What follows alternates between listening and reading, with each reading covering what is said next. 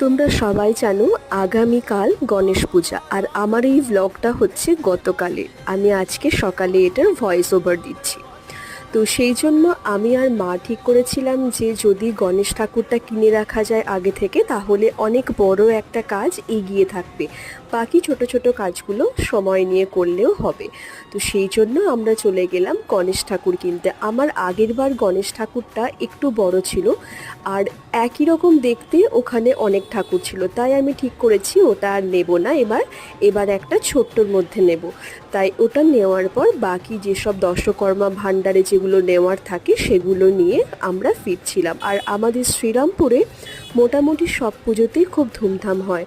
তো তোমরা এখানে যে গণেশ ঠাকুরটা দেখছো, এটা আমার বাড়ি থেকে একটু কাছে। আমাদের গণেশ পুজোর টাইমটা দিয়েছে পুরোহিত মশাই সকাল 7টা, তাই আগে থেকে যতটা পারা যায় রেডি করে নিচ্ছি।